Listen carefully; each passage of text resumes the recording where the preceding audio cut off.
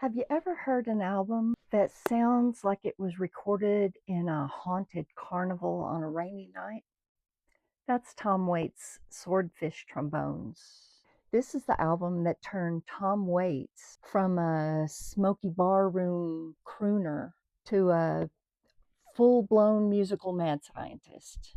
In this video, we're diving into Swordfishtrombones, exploring the bizarre cinematic soundscape, the dark humor, and why artists decades later will still try to steal his playbook.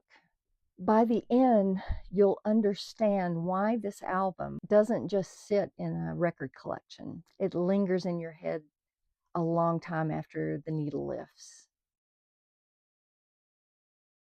Before 1983, Tom Waits was known for his gravelly voice and piano-driven ballads, the kind of songs that could make a cigarette sound poetic, sort of the musical equivalent of that Edward Hopper painting Nighthawks at the Diner, which is the title of another Tom Waits album, believe it or not. But with Swordfishtrombones, everything shifted.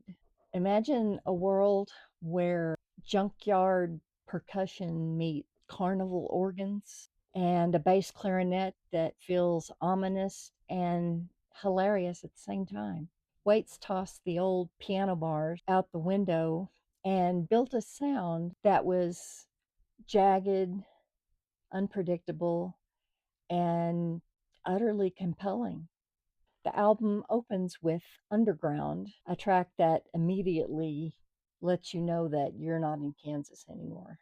There's a sense of mischief, danger, and something slightly off kilter. You can almost smell the damp streets and hear footsteps echoing down alleyways. It's cinematic without being tied to a movie. It has sort of its own visual world. Then there's 16 Shells from 30-06, which makes you question what you thought music could be. The percussion feels like a construction site. The vocals are rough-edged, theatrical, and somehow it all clicks. Tom Waits treats sounds like clay. He molds instruments, noises, and textures into the characters that walk through his songs. And it's not just chaotic for chaos's sake. There's a strange humor, human soul under all that weirdness. And in Johnsburg, Illinois, Waits strips it all back, but the storytelling is still sharp. You can feel the loneliness of the town, the characters' quirks, and the odd mix of humor and melancholy. Even the quiet moments have tension. It's experimental, but it's also fully alive. But here's the thing. When Swordfishtrombones came out, it confused people. Critics weren't sure what to make of it. Fans of the old Tom Waits were baffled. And radio stations didn't know when to play it. It wasn't easy listening. It was